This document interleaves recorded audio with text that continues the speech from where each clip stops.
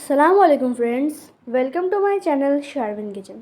আজকে আমি আপনাদের সকলের সাথে শেয়ার করে দেখাবো একদম সহজে দোকানের মতো মতিচুর লাড্ডু। দোকানের থেকেও সুন্দর হয় এই লাড্ডু।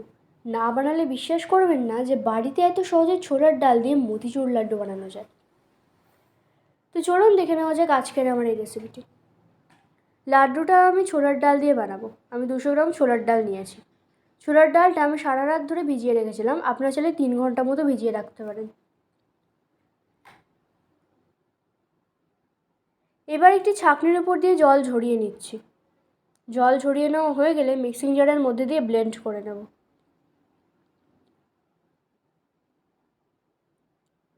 আপনাদের কোনো মিক্সিং জার না থাকলে শিলনোড়ায়ও বেটে নিতে পারেন।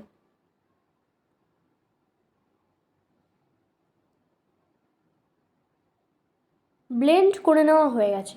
দেখুন জল ছাড়াই কিন্তু ব্লেন্ড করে নিয়েছি। আমি সারা রাত ধরে ডালটা ভিজিয়ে রেখেছিলাম, যার ফলে খুব ভালোভাবে ব্লেন্ড হয়েছে। অবশ্যই কিন্তু জল ছাড়াই ব্লেন্ড করে নিতে হবে।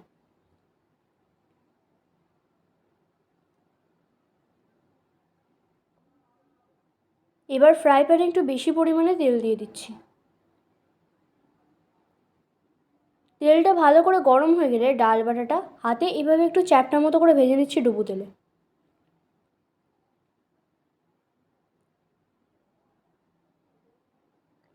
যেভাবে হোক একটু চ্যাপ্টা মতো করে ভেজে নিলেই হবে, ছোট বড় যে কোনো আকারে।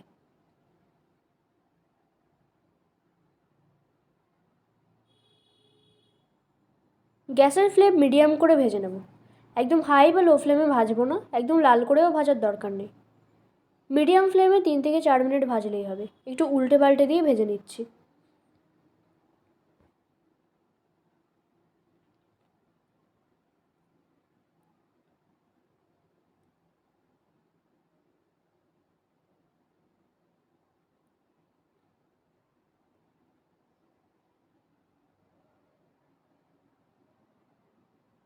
চার মিনিট পর ভাজা হয়ে গেলে তুলে নিচ্ছি। দেখুন বড়াগুলো একদম লাল করে কিন্তু ভাজেনি। 4 মিনিট মতো ভাজলেই হয়ে যাবে। সবগুলো একই রকমভাবে ভেজে নিয়েছি।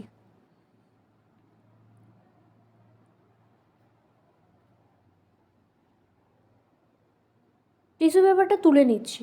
এক্সট্রা যে তেল ছিল সেটা যেন টেনে নেয়, সেই জন্য টিস্যু পেপার দিয়েছিলাম।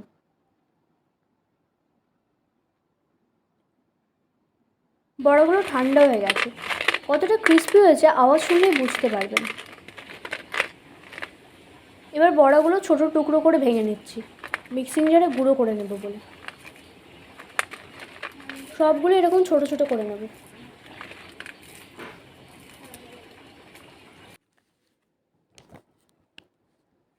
মিক্সিং জারে দিয়ে দিচ্ছি। মিক্সিটা একটানা চালাবেন না, কিছুক্ষণ পর পর ঢাকনা খুলে দেখে নেবেন। একটু দানা দানা ভাব থাকে সেরকম করে গুঁড়ো করে নিতে হবে। ভালো করে দেখলে বুঝতে পারবেন, এরকম গুঁড়ো করে নেবেন যাতে একটু দানা দানা ভাব থাকে। এবার চিনির শিরা বানাবো। তার জন্য কড়াইয়ে দিয়ে দিচ্ছি 250 গ্রাম চিনি। আমি 200 ছোলার ডাল নিয়েছিলাম, তার জন্য 250 গ্রাম চিনি দিয়েছি। তার হাফ কাপ জল দিচ্ছি। চিনিটা মেল্ট হওয়ার জন্য অপেক্ষা করব। চিনির শিরাটা ফুটে উঠেছে।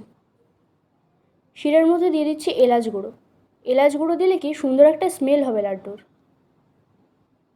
শিরাটা হাতে নিয়ে দেখবেন হালকা একটু চ্যাটচ্যাটে ভাব হবে। তখন গুঁড়ো করে রাখা ছোলার ডালগুলো দিয়ে দেবেন।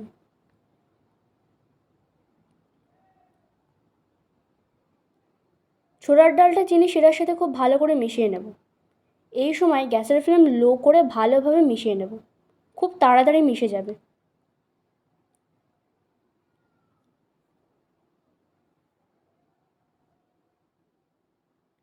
চিনি শিরাটা যখন ভালো করে টেনে নেবে, শুকিয়ে যাবে, তখন গ্যাস বন্ধ করে দেব।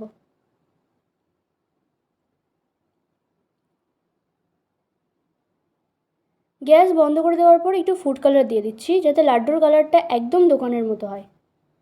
আর 1 চামচ ঘি দিয়ে মিশিয়ে নিচ্ছি।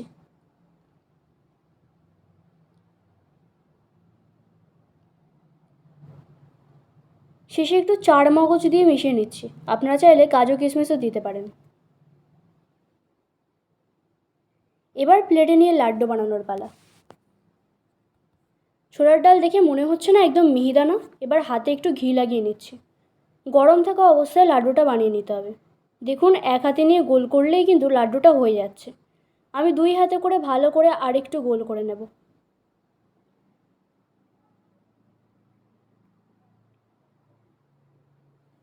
দেখুন কত সুন্দর হয়েছে।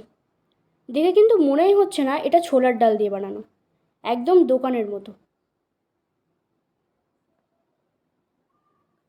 একদম দোকানের মতোই মিহিদানার লাড্ডু।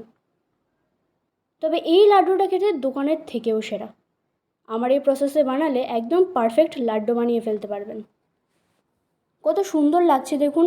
আপনি যদি না বলেন, খেয়ে কেউ বুঝতেই পারবেন না আপনি বাড়িতে ছোলার ডাল দিয়ে বানিয়েছেন। আজকের ভিডিওটি এই পর্যন্ত। ভালো থাকবেন, সুস্থ থাকবেন। আবার দেখা হবে নেক্সট ভিডিওর সাথে। ভিডিওটি কেমন লেগেছে অবশ্যই কমেন্ট করে জানাবেন। ভালো লেগে থাকলে লাইক শেয়ার করে দেবেন। আর আমার চ্যানেলের নতুন সদস্য হয়ে থাকলে চ্যানেলটি সাবস্ক্রাইব করার অনুরোধ রইল। Thank you.